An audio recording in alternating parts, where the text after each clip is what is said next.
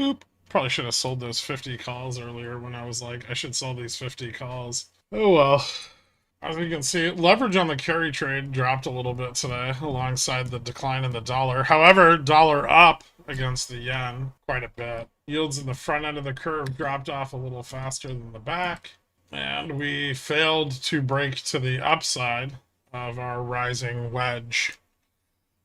We did a little bit at market open and then contracted back below. This is very close to a failure of the wedge, which would occur on a drop below 53.20. Should the wedge fail, we could retest the downside at 52.25 or 51.70, which I know is quite far out of the money, but still very much possible. And we'll see how that goes here as well. And futures overnight, which are right where we opened. Commodities moving up a little bit today. We saw some moves in precious metals, some strong ones. I do think gold will be peaking around here. So I did take some profit on gold today. I might take some more profit tomorrow, but I think if inflation comes in hotter anywhere and we get a rise in the dollar, we're going to see a bit of a sell-off or more profit taking in gold, and I'd be looking back at like 2350 to 2400 for support after that sell-off. Oil up today 3.6% or 360 points, which is quite a big move. And so commodities kind of benefiting broadly. Wheat up as well. Dollar pretty flat on the day. It actually didn't go up or down much despite the drop in yields at the top end of the curve. It did remain pretty stable. Correlation turned around for most of the early part of the day and then kind of snapped back down into close. This is on the 1 minute. It's probably a little better looking on the 15. However, we did close the correlation, higher than we were at in the middle of the day on that one upside pump that we got. Forward yield on volatility now at 6.26% and above the risk-free rate, and the yield curve is starting to uninvert again a little bit. Bond volatility really not relevant. A little bit of tail risk hedging picked up on Friday.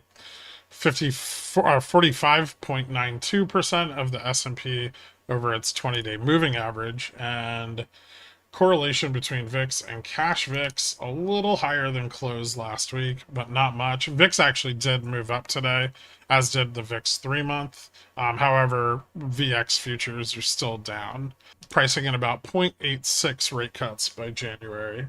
I told you guys yesterday, this is very bearish. Up here, bear, bull, kind of in the middle. Oil got spanked at 80. Yeah, but that's just a major test, right? We can definitely just go right back over that again. Sectors, health technology underperformed pretty badly.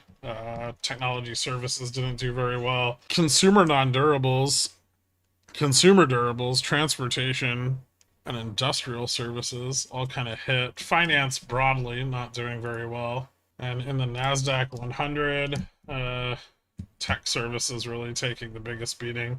But health technology, consumer services, and consumer non-durables and utilities also getting hit a little bit. We discussed AQN earlier. AQN had a nice little bounce, actually, from its low today.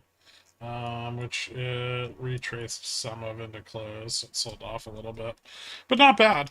Not bad at all. Anyway, I think that's about it for tonight. GME is doing something interesting. Upstart's probably falling. Fubo looks boring as fuck. Top looks bullish. Maybe Beyond does too. Those could have some interesting interactions over the next couple of weeks. Alright, anyway. Thank you guys so much. I will see you bright and early tomorrow. I hope everybody has a lovely night. Later.